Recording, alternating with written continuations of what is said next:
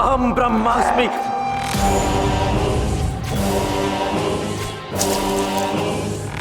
अहम ब्रह्मास्मि।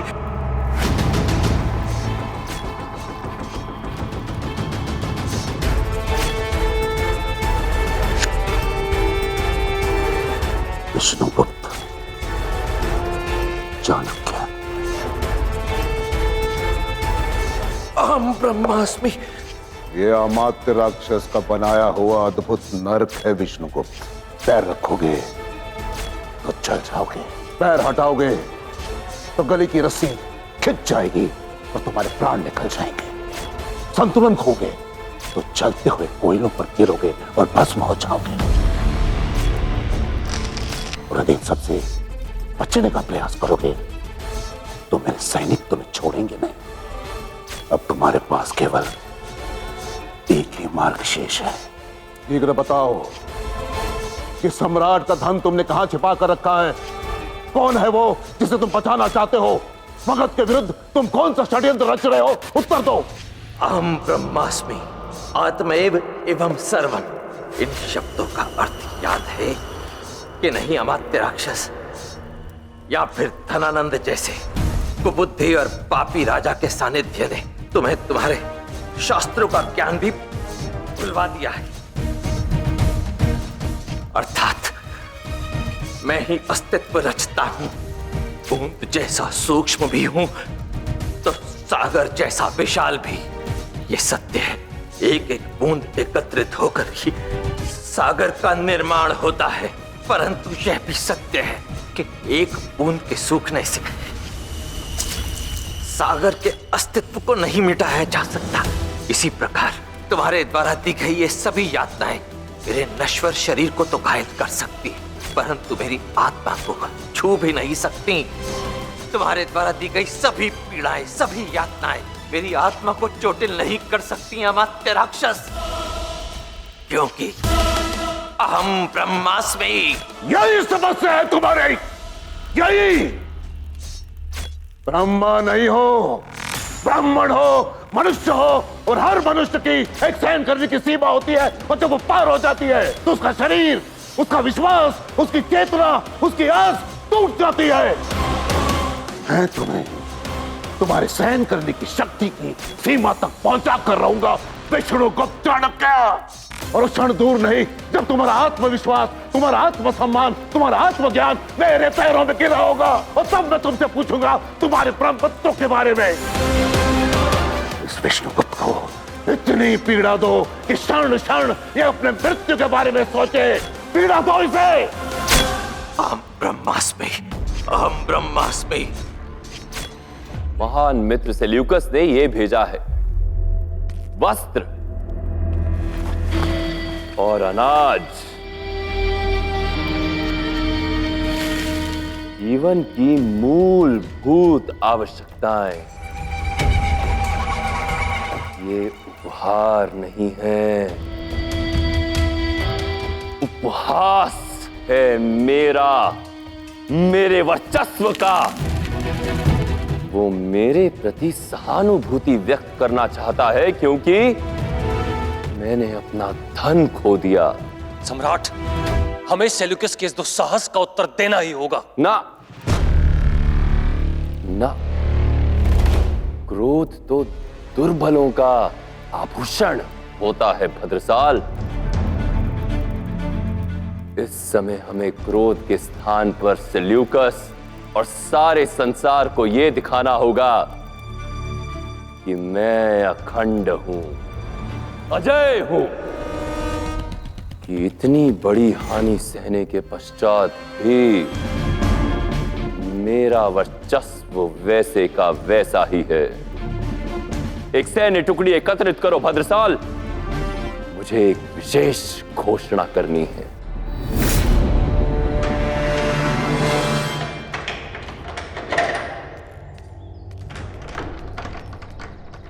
चंद्र, मैंने कुछ सेवकों को सम्राट का रथ तैयार करते हुए देखा है, और उनके बाहर जाने की अन्य व्यवस्थाएं भी हो रही है। चंद्र, कदाचित सम्राट कुछ दिनों के लिए महल से बाहर जा रहे हैं।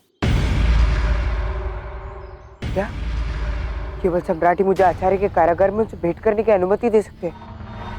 मुझे कुछ करना ही होगा। सम्राट धनानंद की, सम्राट धनानंद की, सम्राट धनानंद की, सम्राट धनानंद की, सम्राट धनानंद की, सम्राट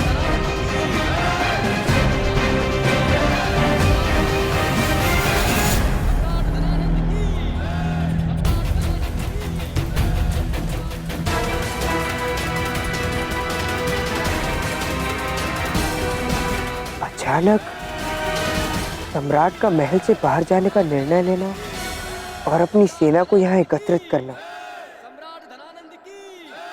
सम्राट की मंशा क्या है? सम्राट धनानंद की, सम्राट धनानंद की।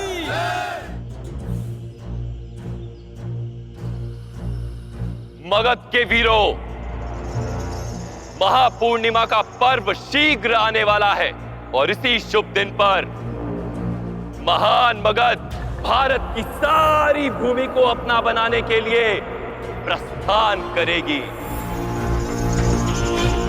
मगध अपने मित्र यवन सेल्यूकस के साथ मिलकर 15 जनपदों पर आक्रमण करेगी और उन्हें अपने अधिकार में ले लेगी।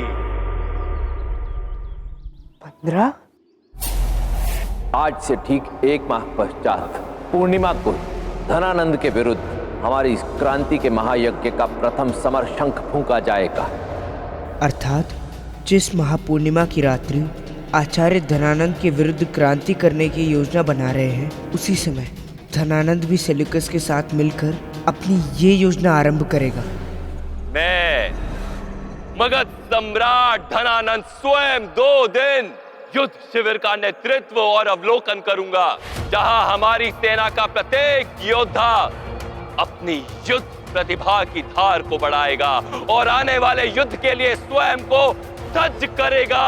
जय सम्राट धनानंद की, सम्राट धनानंद की, सम्राट धनानंद की, सम्राट धनानंद की, सम्राट धनानंद की, सम्राट धनानंद की।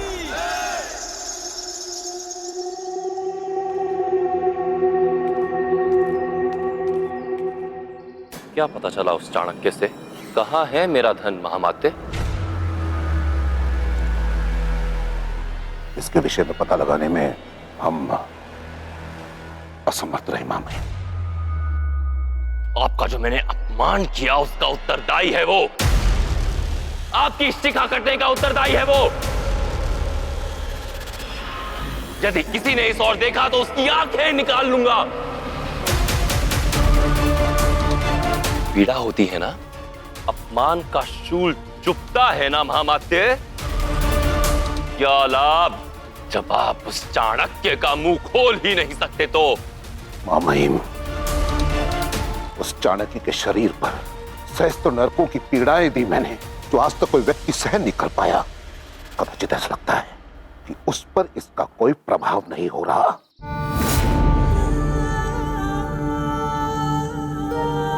परंतु आप निश्चिंत रहिए, आज नहीं तो कल उस चाणक्य को मेरे समक्ष और स्वीकार करनी होगी। मैं उसे तब तक पीड़ाएं देता रहूंगा मामहिम, जब तक वो ये नहीं बता देता कि उसने आपका चुराया हुआ धन कहां छिपा कर रखा है। आचार्य की इस पीड़ा का उत्तरदायी मैं हूं। मेरे कारण उन्हें ही कष्ट सहना पड़ रहा है, किंतु अब नहीं। क्षमा करें सम्राट, मुझे लगता है कि अमात्य का प्रयास प्रशंसा की योग्य है, किंतु प्रभावशाली नहीं है। सम्राट, पहली बार मैंने चाणक्य का पता लगाने के लिए ब्राह्मण का वेश धरकर प्रयास किया। दूसरी बार मैंने उसे अपने छल से अपने जाल में बंदी बना लिया था। मेरे दोनों ही प्रयास सफल हुए, तो मुझे लगता है कि चाणक्य को सीधे प्रहार से नहीं बल्कि छल के वार से तोड़ना चाहिए। यदि अमात्य को कोई आपत्ति ना हो तो मैं उनकी सहायता करना चाहूंगा। परंतु कार्य अमात्य, अपने अहंकार के कारण आप उस चाणक्य से प्रतिशोध लेने का स्वर्ण अवसर गवा चुके हैं, किंतु मैं अपना धन नहीं गवाऊंगा। भद्रसाल, सम्राट, अगले 2 दिनों तक इस दास को उस चाणक्य के पास जाने के लिए कोई रोक टोक नहीं होगी। अगले 2 दिनों तक मैं युद्ध अभ्यास शिविर में रहूंगा। जो आगे सम्राट। और तुम जानते हो ना, जब मैं लौटूं तो मुझे कैसा स्वागत चाहिए। आपको परिणाम मिल जाएगा सम्राट।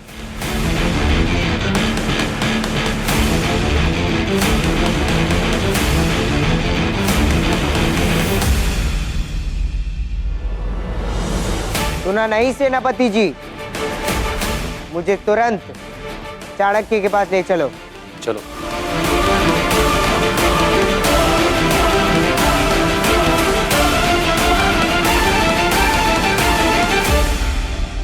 विष्णुगुप्त,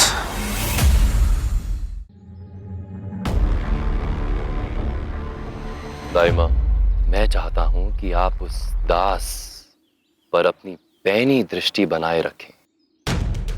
मैंने उसे चाणक्य का मुंह खोलने का दायित्व दिया है और मैं चाहता हूं कि उन दोनों के मध्य होने वाले वार्तालाप को आप पूरी तरह से जानें। एक एक शब्द का ज्ञान हो आपको।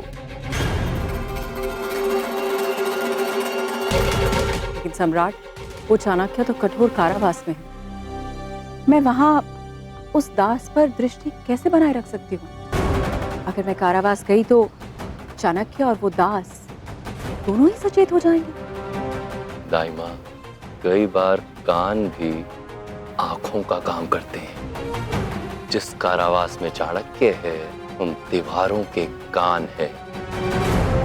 आप उस कारावास के पास वाले कक्ष से उन दोनों के मध्य होने वाले वार्तालाप को सुन सकती हैं, क्योंकि उनमें से एक दीवार खोखली है।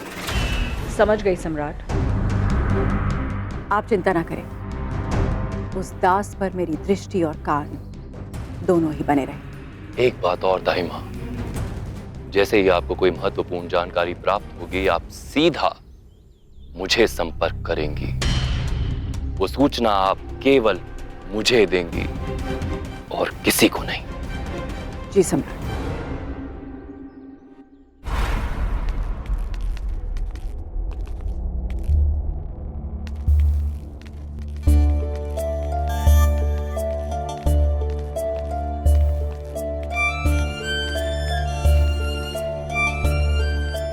मैं आपको वचन देता हूं कि मैं धनानंद से आपका प्रतिकार अवश्य लूंगा।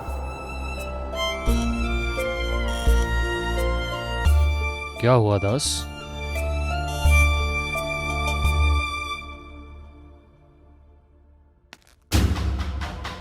मैं यहाँ से अकेले जाना चाहता हूँ। आशा है कि चाणक्य से पूछताछ करने में तुम्हें कोई कष्ट नहीं होगा। कतई नहीं।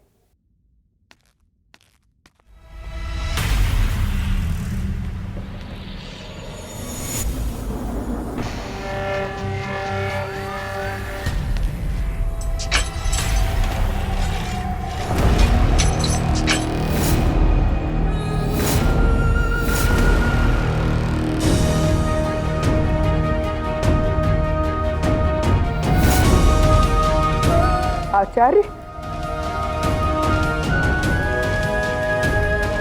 आचार्य,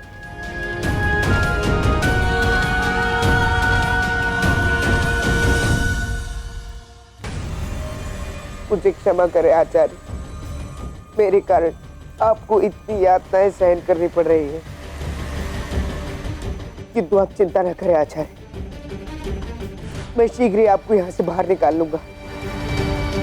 परिणाम चाहे जो भी हो, किंतु अपने कर्तव्यों से मैं एक और महान व्यक्ति को यहाँ मरने के लिए नहीं छोड़ सकता हूँ। अभी कुछ क्षण पूर्व ही मैंने तिथिराज के शव को ले जाते हुए देखा था, किंतु वो मैं आपके साथ दोहराने नहीं दूंगा आचार्य। इससे पहले कि धनानंद आपके भाग्य में भी कोई ऐसी भयानक मृत्यु लिख दे, मैं आपको यहां से बाहर निकाल लूंगा आचार्य। चंद्रगुप्त, आवेश में आकर की गई भूल को उन्हें आवेश में आकर और बढ़ाओ मत। कोई मूर्खता मत कर बैठना। यदि तुम वास्तविकता में मुझसे क्षमा चाहते हो तो केवल अपने लक्ष्य पर ध्यान केंद्रित रखना। धनानंद से मगध को मुक्त करने के लिए तुम्हारा मगध के सिंहासन पर आसीन होना अत्यावश्यक है।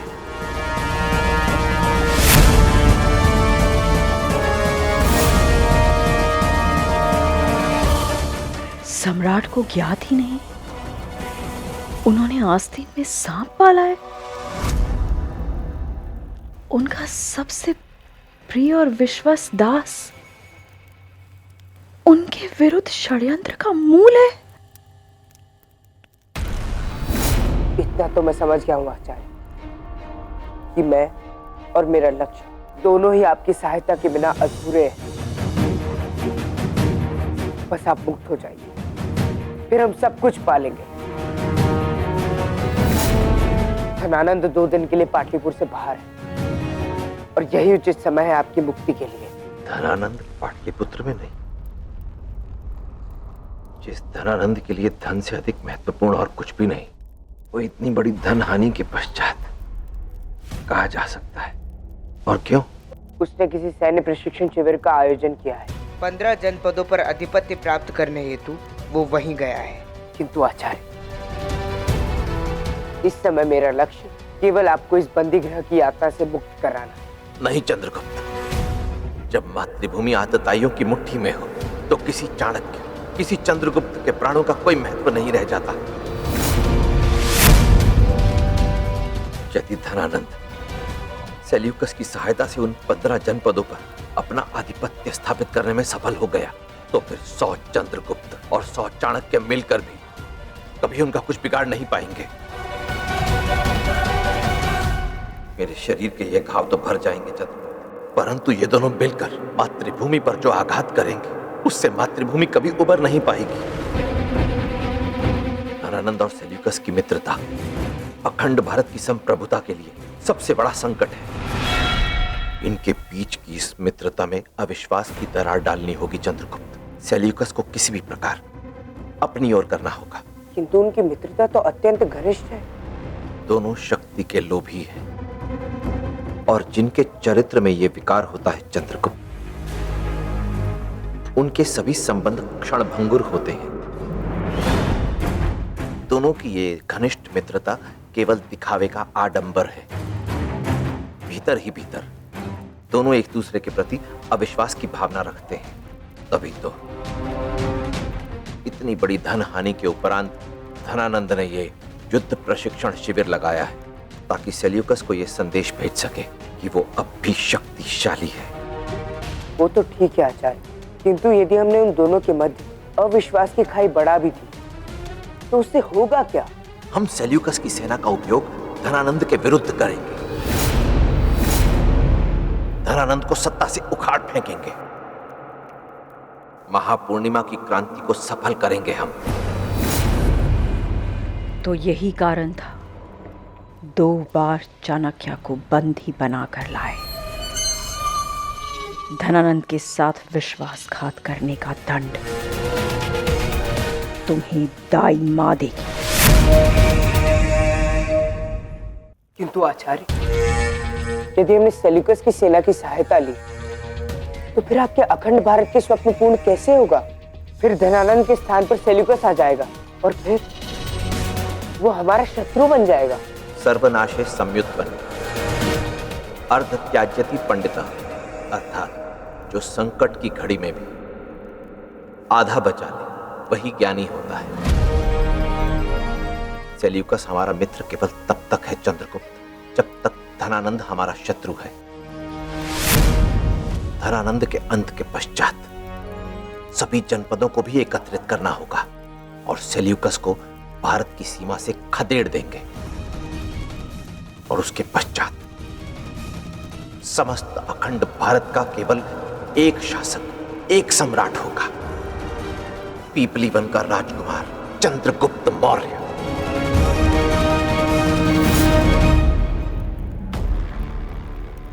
हमारा संदेह सही था।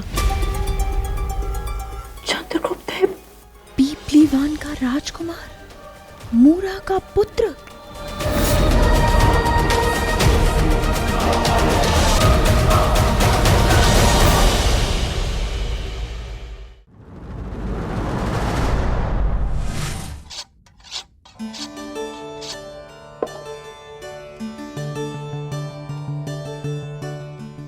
अस्त्र और शस्त्र कितने भी घातक क्यों ना, परंतु यदि उन्हें समय समय पर धार ना लगाई जाए तो अपनी मारक क्षमता खो बैठते हैं। इसी प्रकार मानव मस्तिष्क और शरीर भी इस तलवार की भांति ही है। यदि समय समय पर मस्तिष्क के सामने उलझने ना आए तो वो कुंद होने लगता है। इसी प्रकार यदि शरीर श्रम करने का या कठिन चुनौतियों का सामना करने का अभ्यास खो दे तो बलहीन होने लगता है। इसलिए यदि जीवन में कठिन चुनौतियां आए तो उनसे मुंह मत मोड़ो, डटकर उनका सामना करो। यदि उनसे मुंह मोड़ा तो अपनी ही सुरक्षा से, अपने ही विकास से भी मुंह मोड़ बैठोगे। नीतियां मेरी, नियति आपकी,